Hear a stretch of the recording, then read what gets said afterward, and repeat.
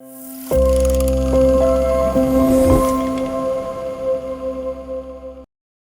I come in, sir? Yes. Good morning, ma'am. Good morning, sir. Please have a seat. Thank you. Aditya, Yes. your optional is PSIR. Yes, sir. You are from Rajasthan or Bihar? Sir, I am from Rajasthan.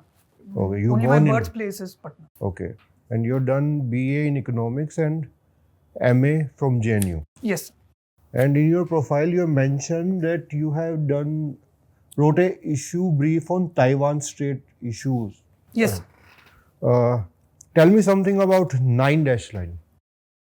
Sir, 9-dash line is a claim line by China, which covers almost 90% of South China Sea, as China is claiming.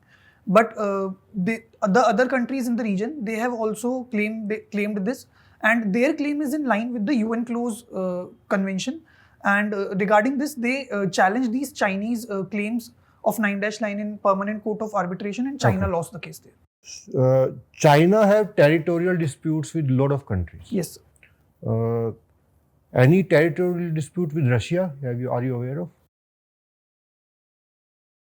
Sir, yes, I am aware of, but I cannot recall the name of the territorial dispute at the moment, but there are disputes. Other than territorial dispute, what are the negative aspects of Russia-China relation?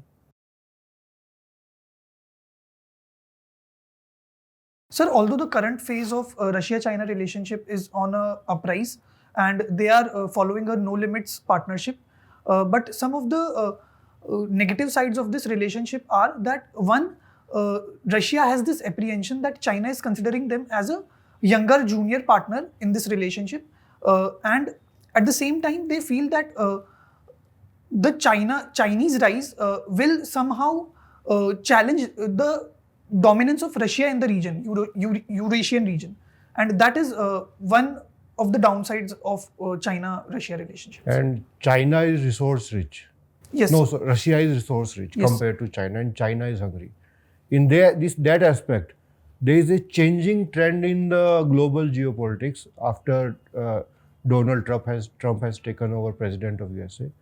In that background, how you see Russia's position globally currently? So definitely with advent of President Trump's administration, the pivot of America is shifted towards Russia, and there is the experts of IR, they are also claiming that this approach of US President Trump is regarding that he wants to create a wedge between China and Russia.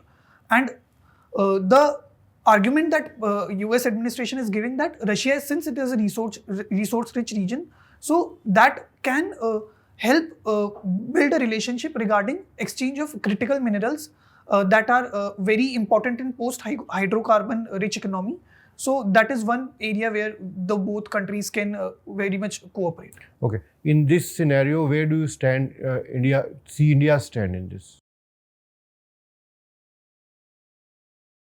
Sir, India's strategic autonomy has been a guiding force in its foreign policy, but at the same time, India is facing challenges in balancing both US and Russia in terms of its foreign policy. So if US and Russia comes together and the Ukraine war ends, so India's strategic autonomy will strengthen, as it will not have to balance the US and Russia in terms of its foreign policy. So that will help India in a great way. Historically, it is said that India has reaped benefit when two major forces like Russia and USA, they are at loggerheads with each other.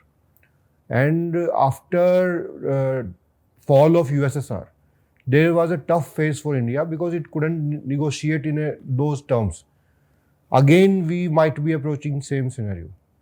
In that light, what do you see India's, what steps Indian foreign policy should take? Sir, definitely your assessment is correct as regarding that India reaped benefits when two major powers were at loggerheads.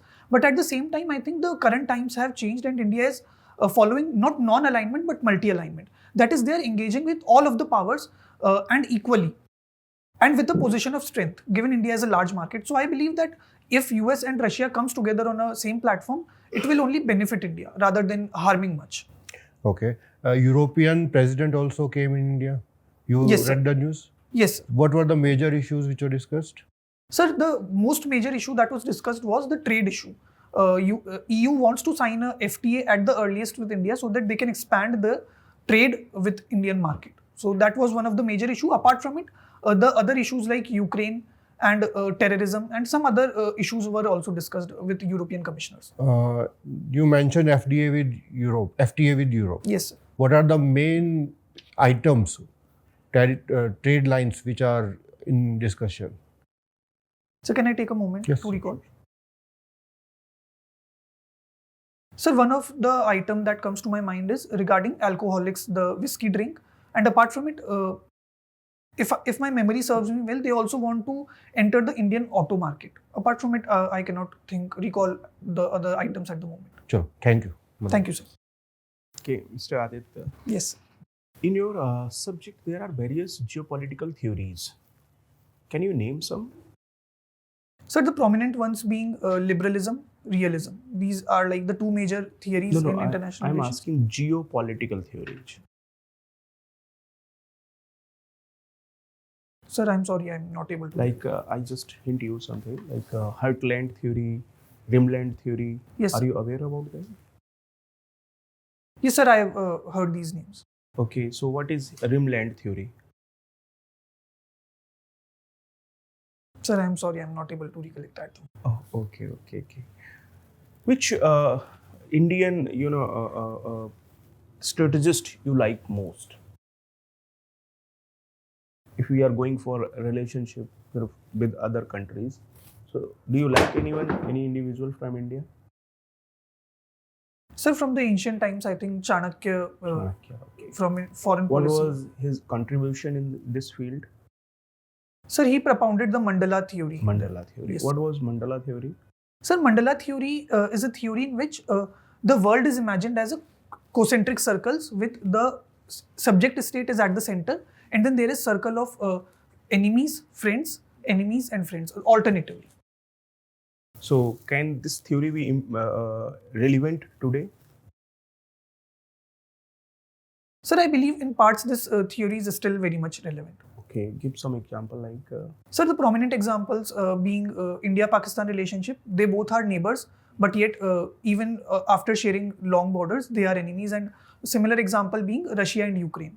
And if we see in terms of friendships, the extended neighborhood, they are our friends. Like we have the current phase with Iran is not good, but otherwise we have good relationship with Iran, Japan, which is China's strategic enemy.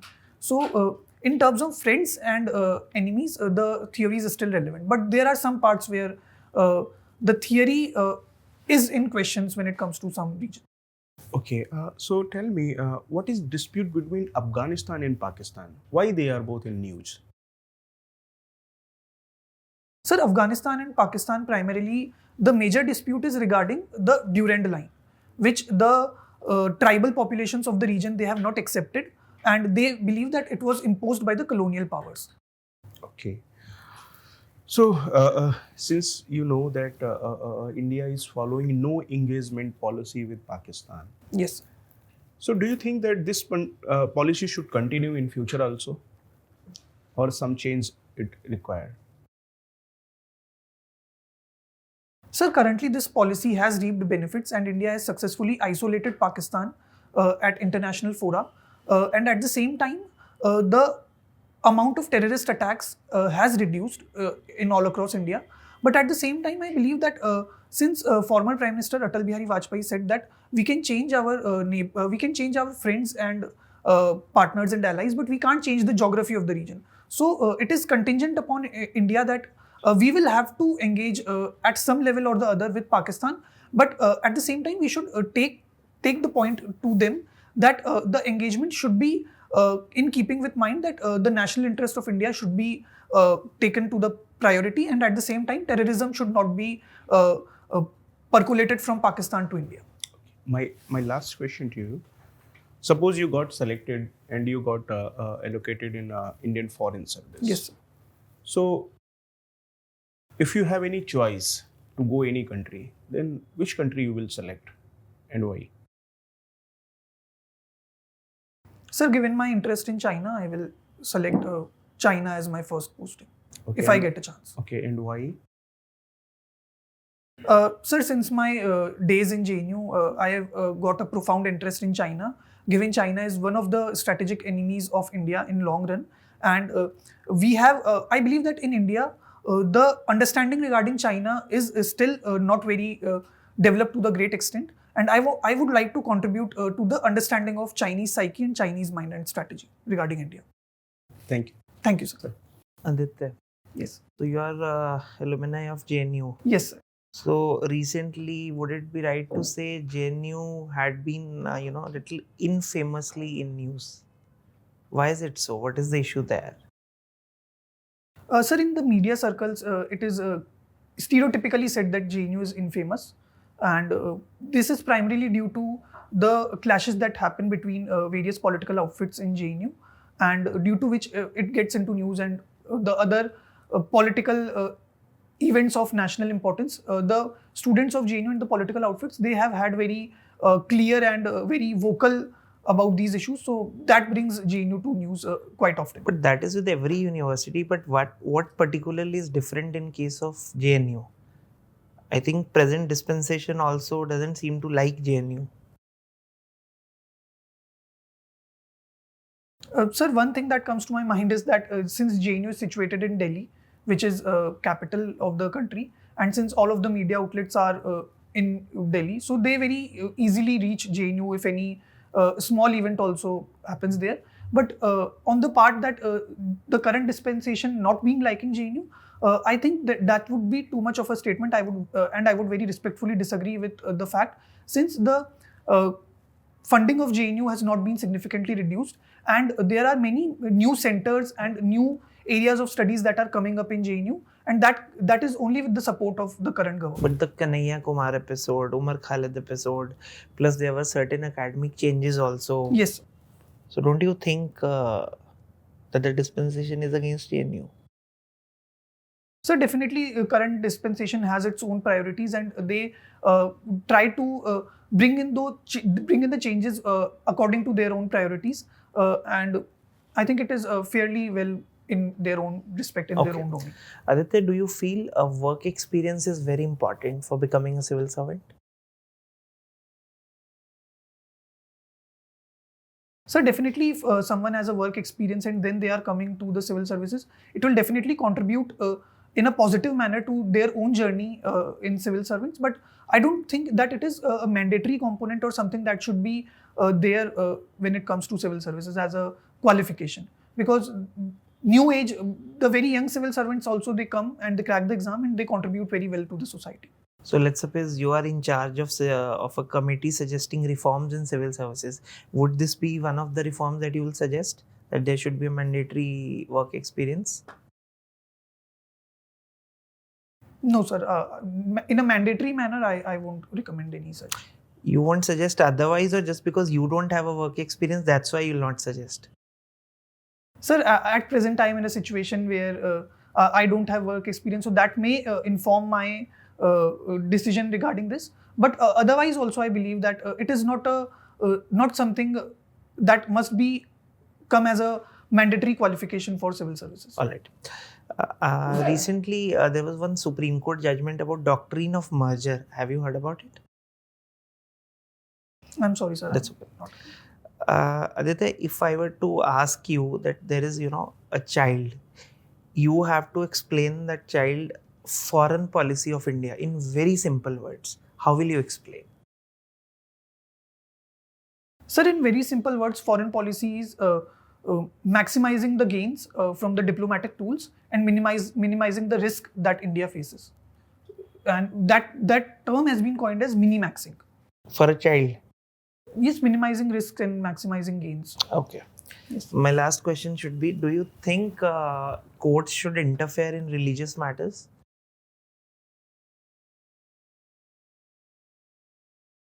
Yes, sir. When it comes to reforming the religion, if they are not informing from within, then India has such a kind of secularism that it may intervene to reform. So those reforming religions. is a job of legislature or courts?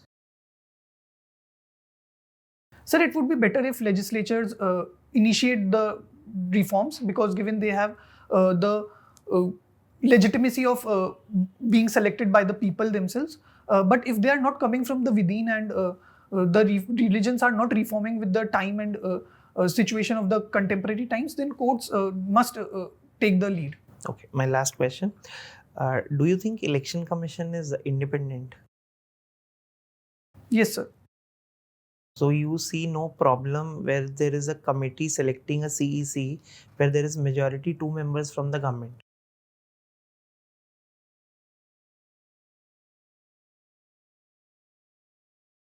So there can be reforms as has been argued by the Supreme Court. No, and no, some I'm other- asking you, like, what do you think? 2:1 majority where 2 is from the side of the government. Is it a problem for a constitutional body like election commission? Sir, I think it can be reformed in that manner. Given government will always have a majority. All right, In thank you. terms of, thank you, sir. Hello, Aditya. Hello. What is special about today's day? Ma'am, today is Women's Day. 8th What March. is special about it? Ma'am, we must be celebrating the contributions of women and at the same time taking this day as a day when we can much more in a manner tell people about the contributions of women and the issues they face and how we can make this world a better place for the other half of the population. Why do we need a Women's Day and not a Men's Day? Sir, it is not, ma'am, it is not as if that we don't need a Men's Day.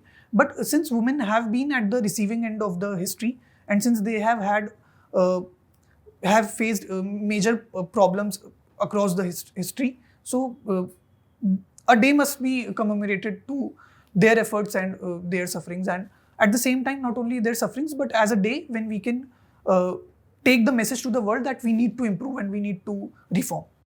Which is that one woman who has influenced you the most in your life? In both private and public manner. Now it would be difficult to select between my mother and my sister. They both have informed and shaped my both public and private standing. Okay. Tell me something about this Atma Manthan that you've mentioned in your DAF. Ma'am, this was an annual program that occurred when I was the head boy of the school, and I was the person who was leading the committee that was organizing this event. What And do the program was named Atma Manthan. What do you mean by Atma Manthan? Ma'am, Atma Manthan means self-inspection, introspection, and taking a step back and thinking and reflecting your own decisions and your own life. Okay. You've also mentioned about devotional songs. Yes, ma'am. What is the role of bhajans in shaping you as a personality? Ma'am, bhajans are something that I listen majorly when I'm stressed or when I want to feel solace or peace. And they, when coming to shaping me as a person, they have made me much more a calmer person and a person who can reflect upon things and take a better decision making since they have made me much more calmer person. Okay. When you say they've made you a calmer person, were you not calm before? Are you not calm before you hear the bhajans? No, I mean, in general also I am calm, but definitely sometimes situations come in life where you get too disbalanced a bit when it comes to the mental peace and peace of mind. And they have helped me become a better person and a person who If can I were reflect to that. ask you to share one situation wherein you feel the most restless, which would that be? In general. Yes, in your day-to-day life. Ma'am, in day-to-day life, I cannot think of the moment, but in general, since I am in a cycle of exams and results are a part of exam, whenever results are approaching, at times I become restless, and at that time, bhajans do help me Okay. to calm my nerves. Okay. My last question to you: if you were, posted in your home cadre, what is that one thing you would like to reform as a civil servant? Ma'am, I would like to work on the representation of women at the grassroots level.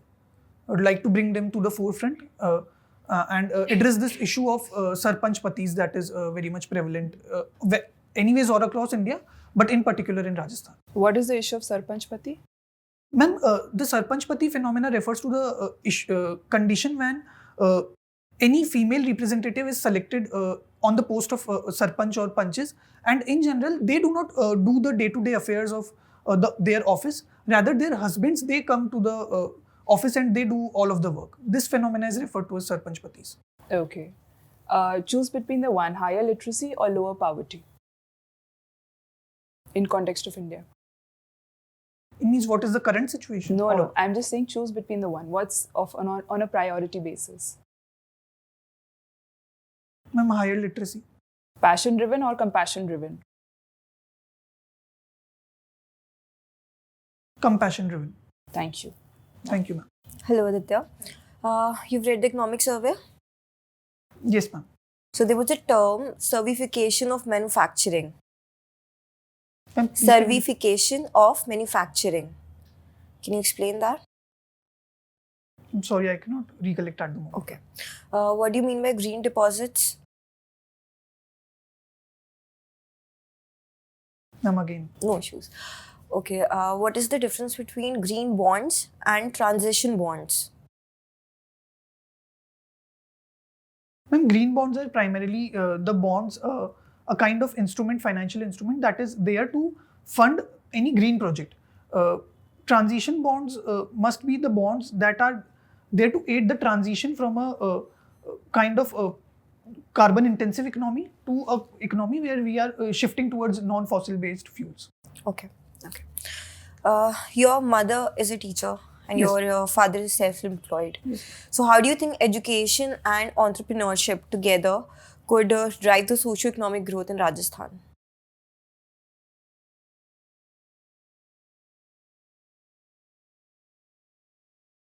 Ma'am, if we educate the entrepreneurs regarding the new financial instruments, new ways of financing their business, getting the credit growth to their business, and need to market their business very well and expand their business. So in these manner, I think both education as well as entrepreneurship can help Rajasthan become a major economy all across India.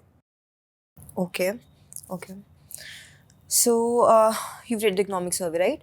You know that there was global slowdown. Yes, ma'am. But India was a bit resilient and we were able to maintain a sustained economic growth. So what were the factors that led to that? Ma'am, one of the primary factors that did not let the Indian economy down was that we have had a robust rural demand across the India in last year. And apart from it, in phases also, we have good robust demand when it comes to festive season like Diwali, or in the recent times like the Mahakumbh. These two events have increased the demand. Apart from it, agriculture is performing well, but we need to work on the manufacturing side and export domain of the Indian economy. So overall, you're saying rural demand and the agricultural sector Yes, helped ma'am. India become. Yes, ma'am. What about services? Sorry, ma'am? Service sector? Yes, ma'am. Service sector is also doing well in last couple of years. In which sectors? Ma'am, primarily the software exports that India is a prominent player in, and apart from it, the hotels and the trade industry, I think they also come into service sector. Okay. Considering today's Women's Day, so there was a survey recently by NSO, that is National Statistical Office, which told that women are shifting from unpaid domestic work to paid work. But there are certain reasons that were mentioned that how women are basically spending a lot of time, more than men, in household chores and unpaid domestic care. So what does this tell about the Indian social fabric? And also what campaigns can we do to empower women? Ma'am, the point that you have raised, that women contribute more to the care economy as compared to men, straight away points to the fact that we are still a very patriarchal mindset society, given where men are considered breadwinners while women are either they are restricted to the household chores, or they have to face the double or triple burden of both the family as well as the outside work. This can be appended by one, education and trying to take this message out to the men itself that you should also contribute to the household goals, and at the same time contribute in an equal fashion. And apart from it, to reduce the burden of women in the transition period, we can increase the crèche facilities so that women in a transition period get an immediate relief when it comes to taking care of the child. And apart from it, day boarding schools can be also increased to a great number so that child gets to both develop academically as well as in all those extracurricular activities so that the burden on the family and the couple reduces. Okay. My last question to you is, if you could change your name, what would that be and why?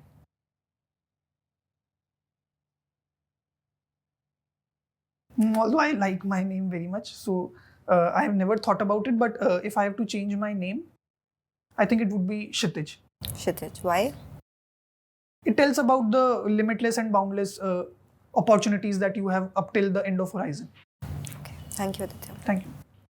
Aditya, while replying to Sir, one of the panel members, you mentioned China is our strategic enemy. Yes, yes, sir. Name other strategic enemies.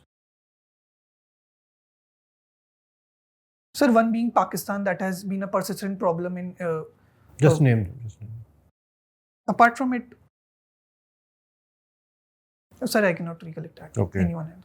Okay, before concluding, our last question will be, when Industrial Revolution took place, it was succeeded by imperialism globally.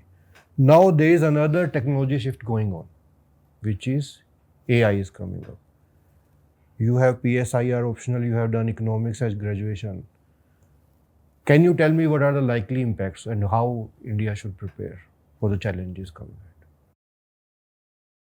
Sir, the best bet for India is that India take the lead in these technologies and develop these very parallelly with the world through much more equal technology sharing agreements, where with the like-minded countries, the technology is transferred and shared so that India can also contribute them. At the same time, the nexus or the backward and forward linkages should be created between the industries and the universities so that there is a constant supply of talent pool to these industries that can very well take a lead in developing these technologies.